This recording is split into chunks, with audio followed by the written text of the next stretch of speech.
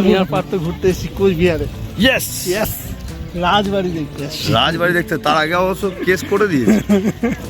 আমরা এসেছিলাম actually case করবার জন্য, মামলা করবার জন্য।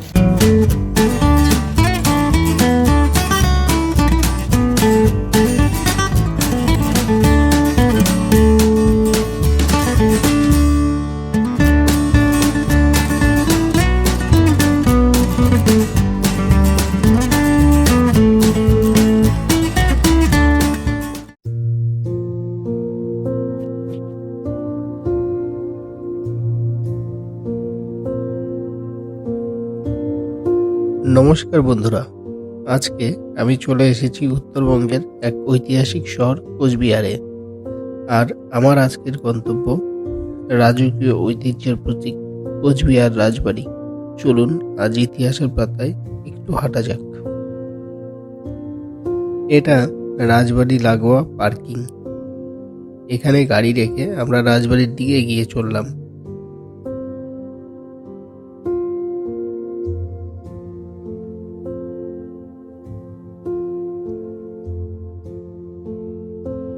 আমি আর আমার সাথে পার্থ টিকিট কেটে ভেতরে প্রবেশ করলাম।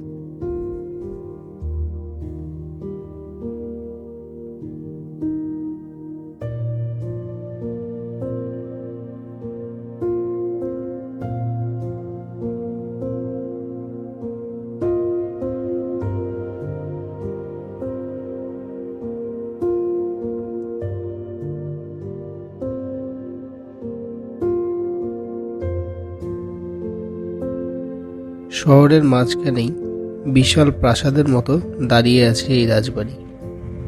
দূর থেকেই এর লাল ইটের গাঢ় রং আর গম্বুজ চোখে পড়ে। প্রবেশদ্বার পেরোতেই মনে হবে যেন হঠাৎ করে সময়টা কয়েকশো বছর পেছনে ফিরে গেছে।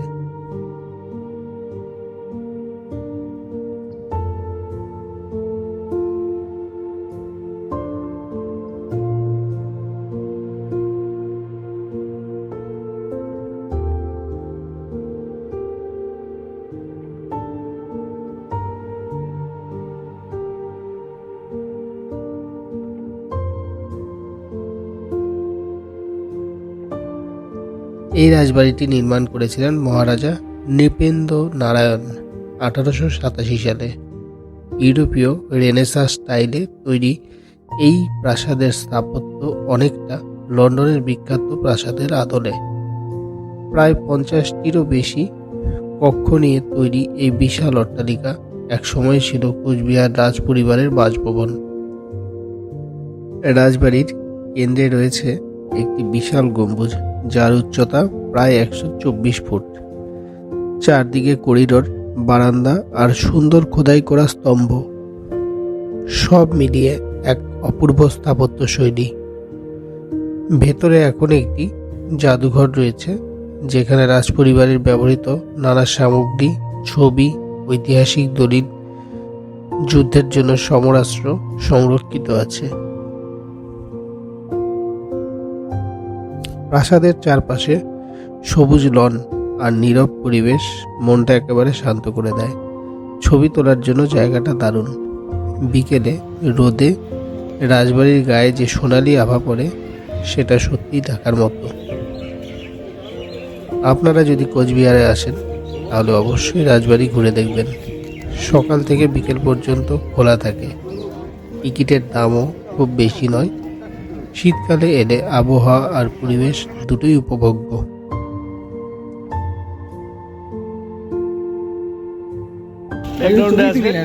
আমি আর পার্থ ঘুরতে এসেছি কোচবিহারে। ইয়েস ইয়েস, রাজবাড়ি দেখতে এসেছি। রাজবাড়ি দেখতে, তার আগে অবশ্য কেস করে দিয়েছে। আমরা এসেছিলাম অ্যাকচুয়ালি কেস করবার জন্য, মামলা করবার জন্য। মামলা হয়ে যাওয়ার পরে এখন জামা প্যান্ট চেঞ্জ করার পরে এই জামা প্যান্ট পরে আমরা এখন রাজবাড়িতে চলে এসেছি দু ভাই মিলে। ঠিক আছে, তারপরেরটা তুমি বলে দাও, রাজবাড়িতে কি কি দেখলাম? অনেক কিছু দেখলাম। তার মধ্যে সব থেকে ভালো জিনিস যেটা দেখলাম, তরোয়াল। আর কি দেখলাম, বিভিন্ন ধরনের আর্কিটেক্ট ভালোই করেছে, খারাপ করেনি। কিন্তু রাজা একটু ছোট্ট মহল বানিয়েছিল, আর একটু বড় বানালে ভালো লাগতো। ধন্যবাদ।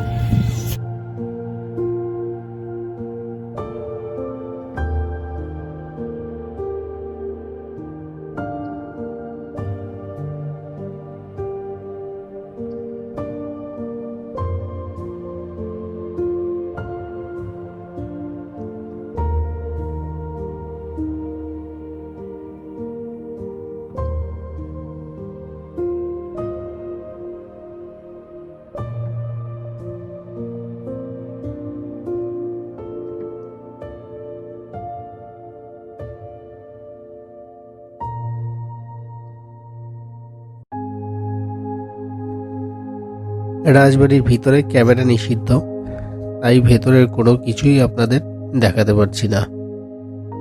রাজবাড়ি ঘুরে দুপুরে লাঞ্চ করে আমরা কোচবিহার শহরকে বিদায় জানিয়ে বেরিয়ে পড়লাম অন্যরকম অভিজ্ঞতার খোঁজে। শহর থেকে বেরোনোর সময় চোখে পড়ল রাজবাড়ির বিশাল গেট। তারপর আমরা ঠিক করলাম জঙ্গল ঘেরা একটি সুন্দর রিসর্টে থাকব, আর সেজন্যই গাড়ি জলদাপাড়ার দিকে ঘুরিয়ে নিলাম। হাসি মারার পথে যত এগোচ্ছি ততই রাস্তা বদলে যাচ্ছে, চারদিকে চা বাগান।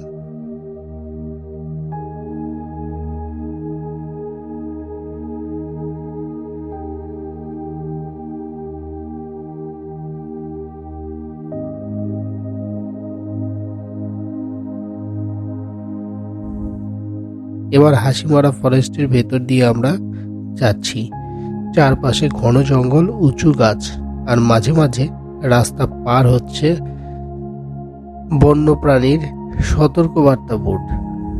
এই জঙ্গল পথের আলাদা এক রোমাঞ্চ আছে, শান্ত কিন্তু রহস্যে ভরা। আমরা এখন রয়েছি হাসিমারা ফরেস্টে, কিন্তু জলদাপাড়া ন্যাশনাল পার্কের খুব কাছাকাছি আমরা আছি। এই জায়গাটা মূলত বিখ্যাত এক সিংহ, গন্ডার আর হাতির জন্য। প্রকৃতি আর বন্যপ্রাণীর এত কাছে থাকার অভিজ্ঞতাটা সত্যি অন্যরকম।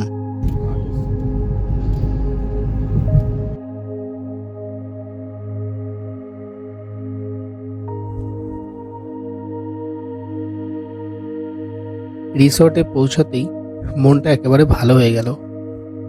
চারপাশে সবুজ, পাখির ডাক আর একদম নিরিবিলি পরিবেশ। রুমগুলো খুব সুন্দর করে সাজানো আর পরিষ্কার পরিচ্ছন্ন। যারা শান্তি আর রিল্যাক্সেশন খুঁজছেন তাদের জন্য এই রকম জায়গা একদম পারফেক্ট। আপনারা যদি এখানে আসতে চান তাহলে আগে থেকেই রিসর্ট বুক করে নেবেন। এই রকম রিসর্ট এখানে আশপাশে অনেক আছে। জঙ্গল সাফারিও করতে পারেন, আর অবশ্যই সকাল বা বিকেলের সময়টা উপভোগ করবেন।